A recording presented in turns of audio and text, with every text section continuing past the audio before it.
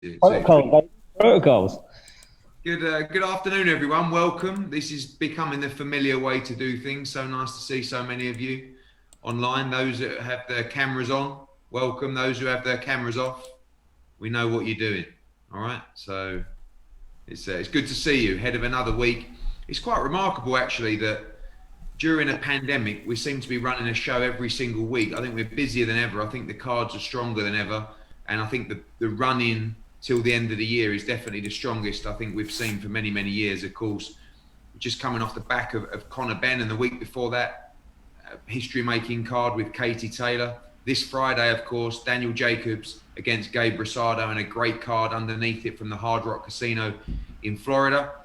And then, of course, next week we go into Billy Joe Saunders' defense of his WBO World Middleweight title. Then we go into the Unified Heavyweight World Champion Anthony Joshua against mandatory challenger Kubrat Pulev. And then another surprise coming later, probably with a record defense from Gennady Golovkin. And of course, already confirmed as well, December the 19th, Canelo Alvarez against Callum Smith. So it's a fantastic run into the final stage of this year from DAZN. And I'm looking forward to the card this weekend. I mean, we have a great card from top to bottom. I think one of the most exciting young fighters in the US at the moment, Nikita Ababi, is in a nice step up. A really interesting heavyweight fight, 2-0 against 8-0. Majidov, one of the standout heavyweights from the amateurs, of course, taking a big step up and moving very quickly in his career against Delgado, who's 8-0. Really good, interesting lightweight fight between Emmanuel Targo and Mason Menard. Anyone that's seen Mason Menard knows he's all action. I'm hearing a lot of good things from Peter Khan and Lou DiBella against Emmanuel Targo. Of course, he's highly ranked with the WBO, pushing on for that mandatory position. And then a great fight, big step up for what I feel is one of the best young talents in world boxing, in Olympic gold medalist Daniil Yulusinov against former unified world champion Julius Odongo, who broke the hearts on a Matchroom show when he beat Ricky Burns to unify the division, and of course fought Terence Crawford for the undisputed championship. And then I think a great matchup. I love a bit of bad blood. I love two characters and personalities, and Daniel Jacobs against Gabriel Rosado is certainly that. You know, on paper, you expect Jacobs to try and come through this fight in style. I know Gabriel Rosado's put everything into this camp. It's his last big roll of the dice. They don't like each other. There's a little bit of personal pride as well. It's Brooklyn against Philadelphia. And I think it will be a great fight, a great build-up this week. Plenty of spite in the action. And I'm looking forward to it. And I thought I'd come on here today to talk about the card and give you guys a chance to grill me for any other questions you might have. So over to Anthony and for the procedures for questions. Okay, thanks, Ed. Donna first, please. Hey, Eddie, how's it going? Good, mate. I was wondering, we just heard the news from the government that there will be people allowed up to 1,000 indoors at indoor arenas in the UK starting on December 1st in particular areas. Does that impact the AJ and Pulev fight? Are you looking to maybe get some fans into that event? Well, certainly if it's possible. I mean, I think the big catch on that is the tier system. You know, and what will be what tier, where, how, and what qualifies for what. I mean, there is a chance they could put London straight into tier 3, which would mean we have no crowds. Obviously, if it falls into the tier 2 category, then we would be able to have 1,000 people at Wembley.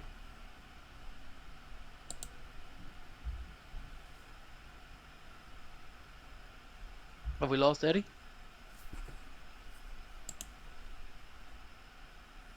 Just his Wi-Fi may have just stalled.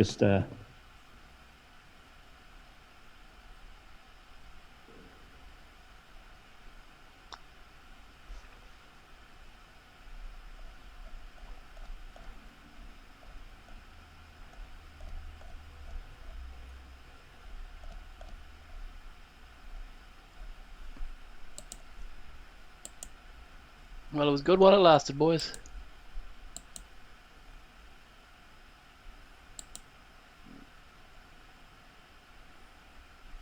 It's coming back in, guys.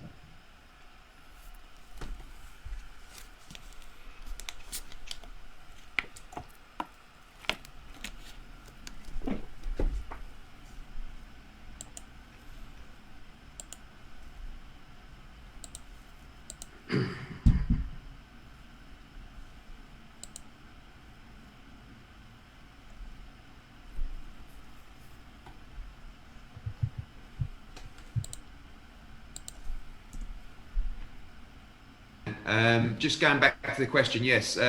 Depending on what tier is what and what we're allowed, obviously we don't know if London's going to be put into tier 3, but certainly if we're allowed to, if Brent Council allow us, then yes, we'll be doing everything we can to get that 1,000 number into December 12th for AJ against Pulev. Eddie, before I let you go, I wanted to ask one quick one. What is your take on the Tyson and Jones fight coming up this weekend? And I want to know, are you getting a piece of the action from Jake Paul fighting on that? No, definitely not getting any action from Jake Paul.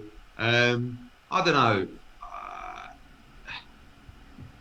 I think it's hard to criticise people like Mike Tyson and Roy Jones. You know, I think they've done so much for the sport.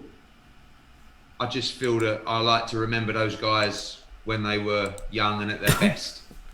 You know, I just hope that it's not, you know, a sad spectacle. You know, hopefully they can just have a bit of fun with it, and I wish them all the best. Thanks, Donna. Reggie next, please. Hey, how you doing, Eddie? I'm good, Reggie.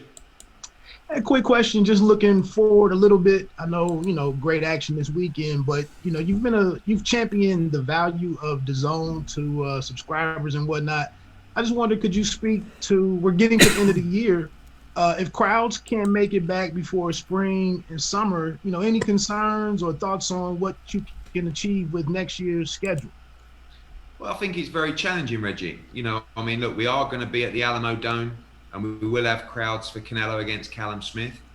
You know, if we can secure the Gennady Golovkin date, we may try and get crowds there as well. We're putting together at the moment a schedule where we don't have crowds, and I think we've got a model in place that means that elite boxing can continue.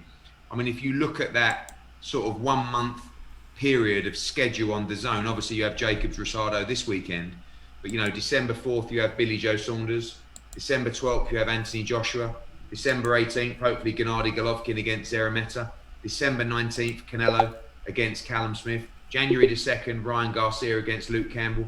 I mean, that's a hell of a lot of action, you know, for obviously an annual subscription of less than $100 or even a monthly subscription of $19.99. I think you guys, you know, are having to shell out another $75 for Errol Spence against Danny Garcia. You know, you've just shed out $75 for Gervonta Davis against Leo Santa Cruz, and before that you shed out $75 for Charlo. That's over 3 months.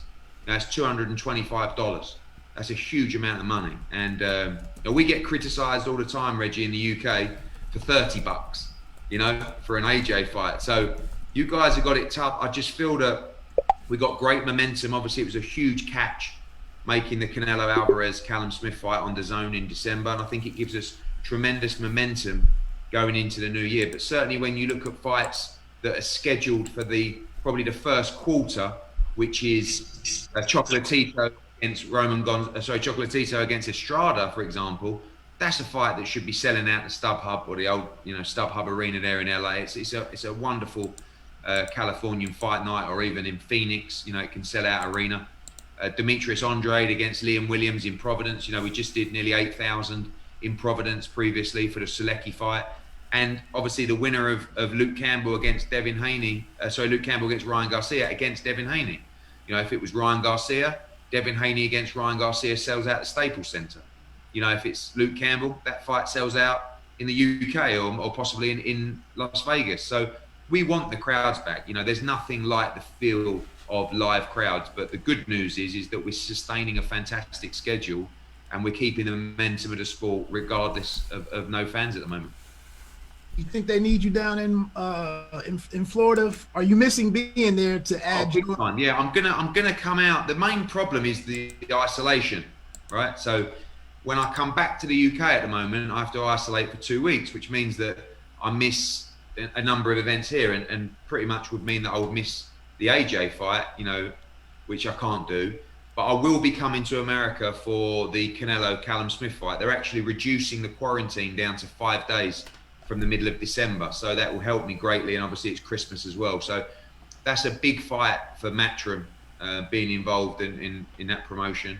And obviously Callum Smith is our guy, and we've promoted him from his debut. So yeah, we'll be there. I miss it, you know, I miss it like crazy. I hate not being at shows, and this will be think the third US show that I've not been at, and the guys have been doing a brilliant job over there. The USA team, it's not easy at the moment, not just with no crowds, but obviously the protocol, the testing, the keeping the fighters safe, and the team there have been doing a fantastic job. Thank you. The boxing source next, please. Yes, sir, Eddie.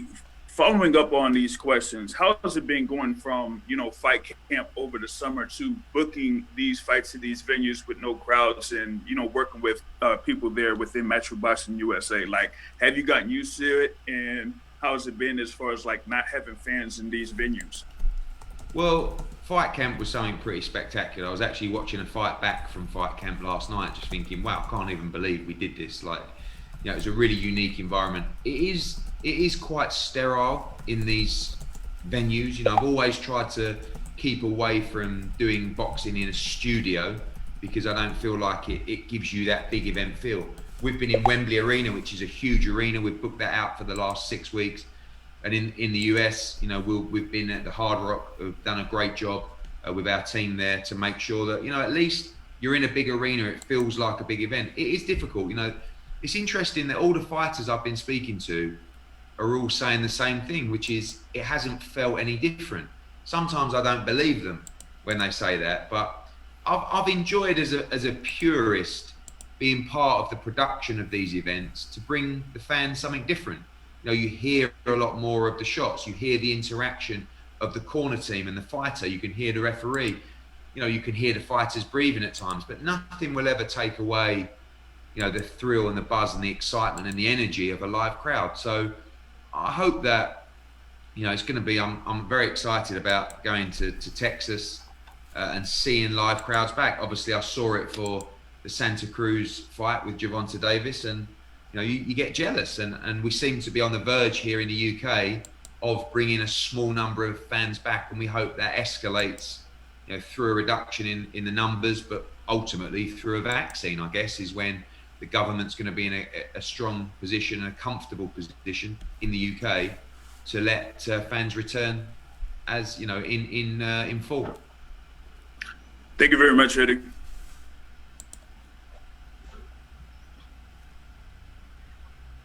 Hi, Eddie. Thanks so much for taking time to talk to us. Obviously, there's been a lot of changes in the way people promote these fights during the pandemic. So how much have you been kind of taking the lessons that you've learned from promoting in the UK and in the US with no fans and kind of taking that into these upcoming Canelo-Callum Smith fight? And how much do you kind of look towards that fight with fans and think of it as some sort of blueprint for when you're going to be able to do more shows with fans in the future in 2021? Well, Carlos, we've learned a lot because, we've had to adapt and we've had to think outside the box. Every time that you make a major fight, Canelo against Callum Smith is a good example. You bring the fighters together, you do a multi-city press tour, you bring all you guys out, we get a load of action, loads of footage, we can drive a lot of hype. And obviously now we're geared more towards the digital side and the tech side, which is, stuff like this, but also about content. And working harder to engage the fans with shoulder programming and digital content as well. And we've got a lot of that dropping over the next couple of weeks with Canelo and Callum Smith. There is no doubt, there is no question that a lot of the key moments have been taken away from the promotion of the show. Like I said, that initial start of the press conference, the weigh-in, where you can get live crowds in, open workouts. Every Canelo Alvarez fight has a traditional sort of welcoming ceremony and the arrivals coming into MGM there, and those kind of events are big spectacles to really drive the interest of the event. So we've been learning a lot. The main challenge now is when we're dealing with venues, or in America's case, states that will allow fans back. It's not just, they'll allow fans, just throw them in the arena. There's a method to it. There is safety elements to it. This has to be policed by our security team to make sure that there is social distancing. Obviously, with the Alamo Dome, you're going to have around 11,000, 12,000 people in a huge arena. But, it's our job to make sure that we enforce the plan, that it's safe for fans, because, we do know that it is dangerous right now, you know, certainly to contract this disease, and we have to make sure that we do everything we can. It's not just a case of bringing people back, it's a case of bringing them back safely. And that's what we're working hard to do with the states and the commissions as well. But it is important to start making those moves to bring fans back, because I don't think that there is sustainability for everyone in the sport without fans, you know, especially the smaller hall shows. You know, the small hall and almost what you guys call like the club fighting scene is really driven by ticket sales and fighters selling their 200, 300 tickets to pay for their purses and enable them to get on. Right now, that scene over here, and especially with you guys as well, isn't thriving, you know, because it's very costly for promoters to continue running those shows. So we've learned a huge amount, and it's been really interesting. I mean, you know, painful at times, but I think it's going to put us in a good position when we have normality back and we can use the information that we've learned during this and the ways that we've changed promoting. And, you know, like I said, combine that with the return of live crowds. And I think when we come through this, we'll be in a much stronger position. Thanks, Eddie. Hey, Eddie. Thank you for taking the time to talk. I hope all is well. Kind of looking at the current situation, sorry to beat a dead drum. Obviously, with the current situation in the U.S., numbers are skyrocketing. I know that Florida and Texas are allowing fans to come back into attendance, but does that put you in an ethical dilemma of, is it in the best interest to do that, considering the CDC is saying that, hey, don't get together in large groups? How do you work with that? I think we follow the rules, firstly. I mean, you know, when you talk about morally and ethically, you can't do that without the science and the information, and everybody will make their own decision. It goes back to my comments to Carlos. You know, it's not just, oh, we need fans back, you know, let's just bring everybody together. We're working diligently with the state and with the Athletic Commission to ensure that is done in a safe way. Obviously, the Aladino Dome is a huge arena. You know, one thing I think that you saw too much of in, you know, and this is putting pressure on myself and my team in the Santa Cruz fight, was everyone came together. You know, there needs to be a stricter policy in place where, you know, we will be presenting to the state and the commission and our security team to say, Is it a conflict right now? But hopefully by the time that we're done, we can get it for you. Okay. Because, you know, why not, right? Right. Thank It's you. gonna be sitting right there. All right, thank you, man. Jose, turn your phone off, mate. Come on, get it on mute. And, you know, we will be presenting to them a... Jose, come on, Jose, put your phone on mute. Jose, come on. All right, anyway. We will be presenting to them a safe plan, you know, to do it. We have our experts, we have our medical experts on the team. Ultimately, the state will make their decision. And, you know, again, it will be making sure that it's in the best interest and the safety of the spectators as well. But I'm definitely of the fact of we've waited a long time. You know, we could have brought fans back in September. You know, we could have, when we did Estrada Quadras, when we did Chocolatito, when we did Julio Cesar Martinez, we could have done that in Texas. But we chose to do that in TV studios in Azteca because we just felt that we weren't ready to go through the process. The blueprint has been done. Not saying it was perfect, but, you know, PBC made that move with Santa Cruz and Tank, and we have to keep that momentum going now. But it does have to be safe for the people that are attending. Thank you, Eddie. Matt from Behind the Gloves, please. Hi, Eddie. It's Matt from Behind the Gloves. What I wanted to know is, have you had a response from the government with the letter that you sent in relation to grassroots boxing? And also, what type of impact do you think that funding will have on the communities in this country? So the answer is no, initially. I don't really expect one at the moment. I think I'll do everything I can to help, but obviously England Boxing are behind this, they're pushing this, they're driving this, and that's the authority that's going to provide a blueprint for the funding to funnel down to the community. So, you know, it's very easy for me to come in and say, yeah, you should be giving money to clubs. And then the government says, okay, so how does that work? We need, you know, a public body like England boxing that will enable that system to work. What I'm trying to do is create awareness and get some momentum. You know, I'm always baffled by the lack of funding that goes into boxing clubs within the community. And this isn't about, you see, and when the bill came out of the rescue fund for sports, and they're giving 135 million to rugby and what was it, 40 million to horse racing and 6 million to motorsport. You know, all sport is great, but those sports, you can't even compare the impact they have with the next generation and the community to what boxing does. But the problem is, and it's not an attack on politicians, but they're so far removed from that side of the community. And, you know, we all are like, maybe if I wasn't involved with boxing, I wouldn't have a clue what boxing does at grassroots level. But anyone that does understand boxing, anyone that's seen it with their own eyes, knows that it ticks so many boxes for the British government. Like, even if you don't like boxing, even if you think it's brutal, you know, you look at the government policies, and what we're trying to do right now in this country is tackle obesity, you know, within younger people. Box ticked. It's improved mental health. Box ticked. It's reduced gang crime and knife crime. Box ticked. But more importantly, it instills discipline, manners, respect into that younger generation. So this is much deeper than sport. This is trying to improve our country. So I feel that if people understood, if people went, if people spoke to people, if people saw it with their own eyes, there is no way you couldn't provide funding for boxing clubs in the community.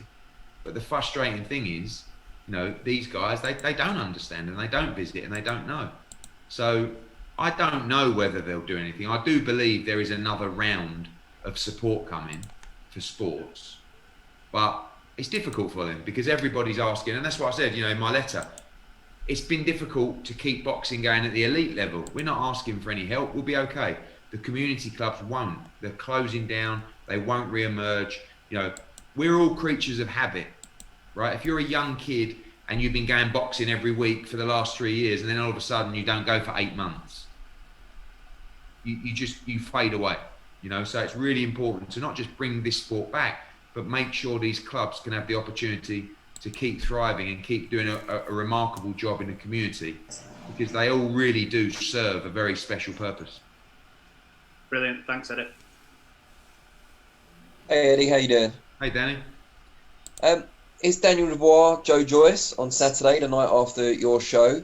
I just wanted to get A, a prediction from you, and B, where does the winner sit in that long queue to face AJ? Firstly, it's a good fight. I mean, you know, and an interesting fight.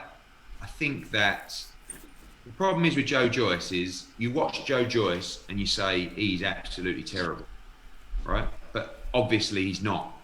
He's extremely fit. He's extremely durable.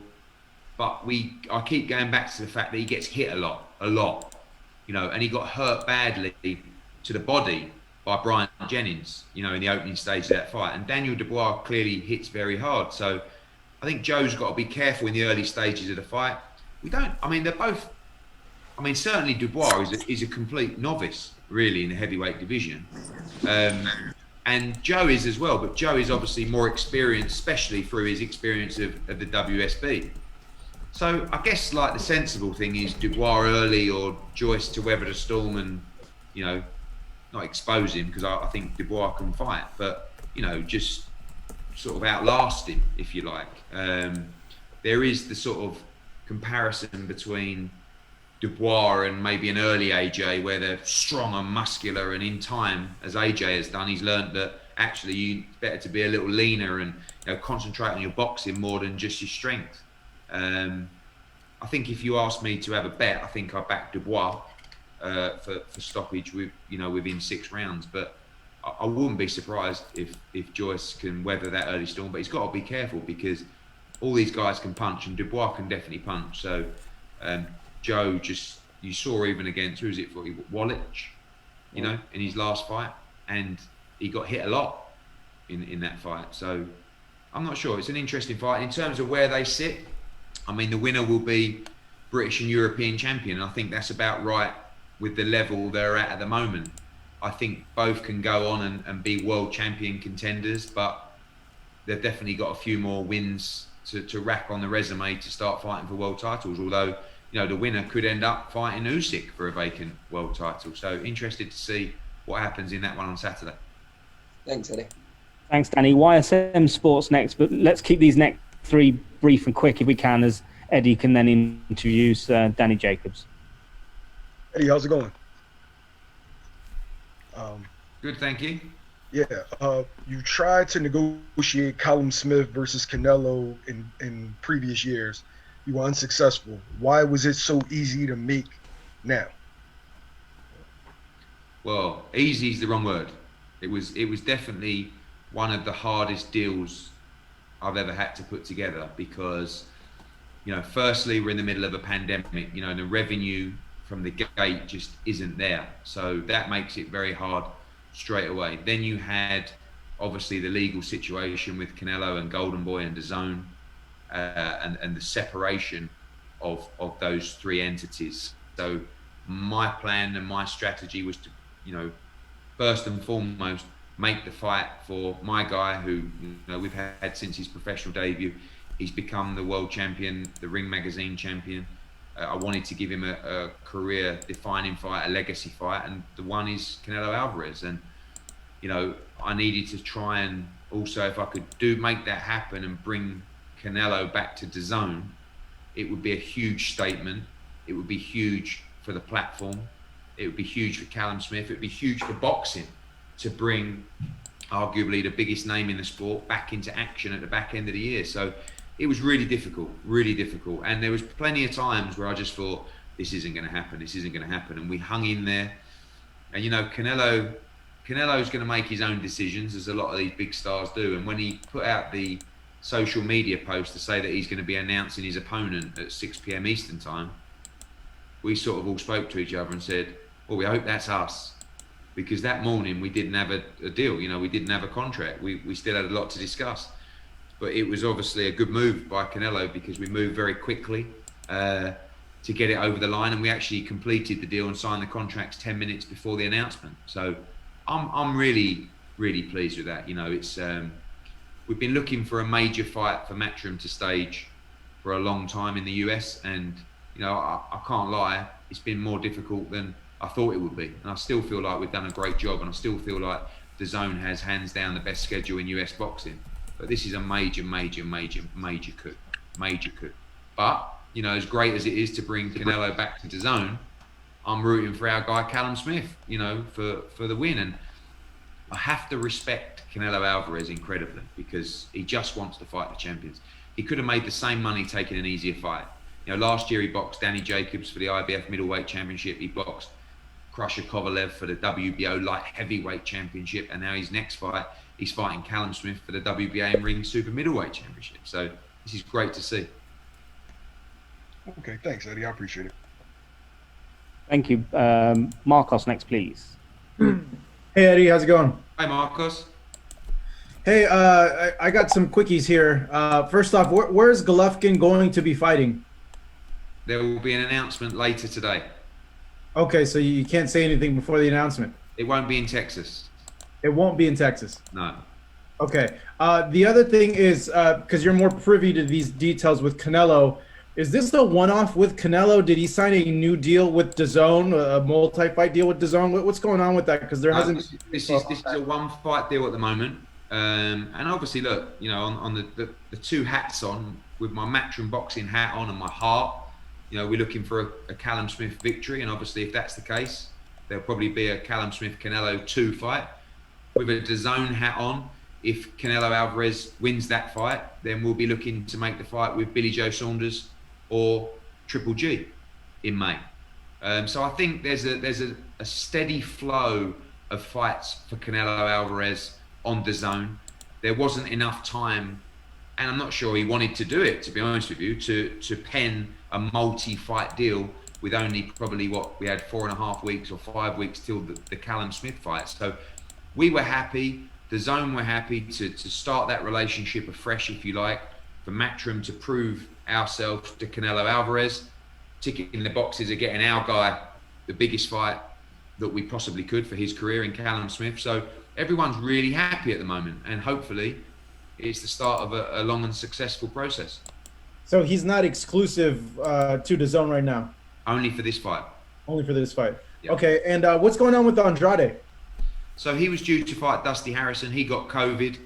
We looked at some replacements for Demetrius, and to be honest, he just said, "Look, I just want to be in big fights now and great fights." So, he's looking for that standout fight. He wants the Billy Joe Saunders fight, and I think if Billy Joe Saunders doesn't get Canelo Alvarez in May, it will be Andrade against Saunders, probably up at 168. But he also has a mandatory challenger against Liam Williams. So that's who he will fight next, Liam Williams, subject to Andrade landing a major fight. And that will be in February, hopefully with crowds back in Providence. Thank you, Eddie. No worries, mate. Okay, and I have Daniel Jacobs here. Anyone? Okay. How you doing, champ? Hey, what's up, boss man? How you doing? Oh, mate, I'm missing you. This is killing me having to watch on TV. No, it's all good. I just want to make sure you're safe, buddy. All good, mate. Just before we go to the guys for questions, just looking fresh, mate. You're looking fresh. This is the first fight you've had in a long time. I know we had a little bit of spite at the Canelo Alvarez weigh-in. I'm grateful for it, but I have an amazing team, and I put in the work as well to make sure that we always can have these opportunities to be a household name, to be a future world champion, class division world champion.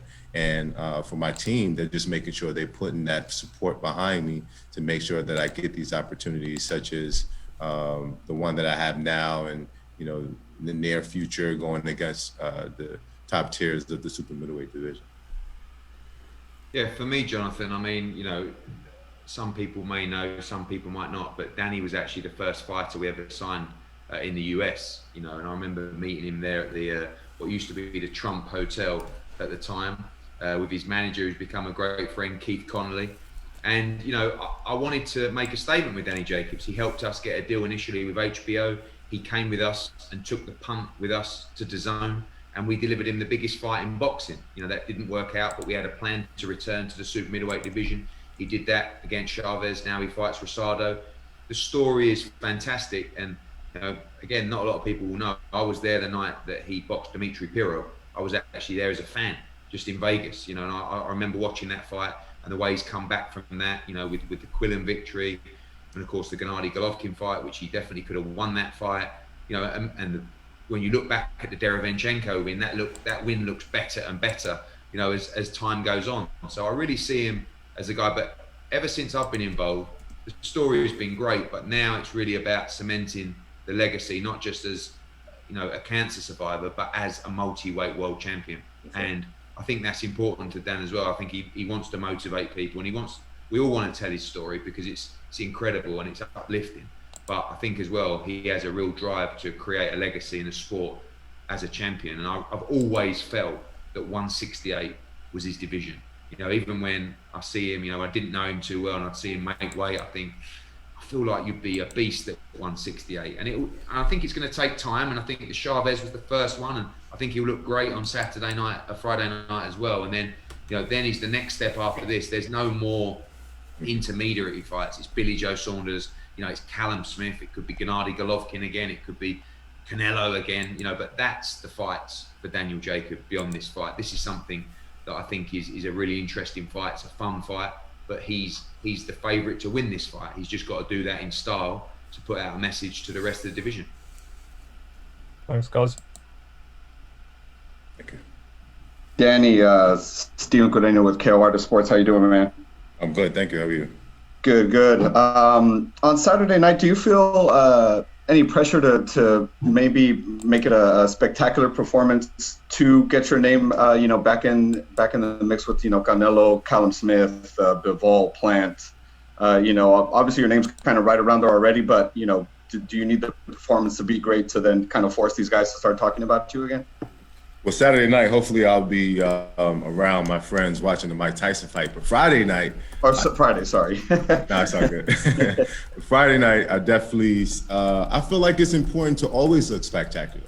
You always have to send a message with your performance, whether it's to the fans, that you're still relevant, that you're still one of the top players in the game. and also to, you know, my peers in the boxing game. You know, the super middleweight division is a new division for me. So I need to come in and make a statement regardless to who I'm in there with. I think Gabriel Rosado is maybe not the most skillful fighter or respected fighter in terms of being the top tiers of the division. So if I would do anything else other than have a spectacular performance, I think it would do, it wouldn't be bad. It wouldn't be great for my career. But like I said,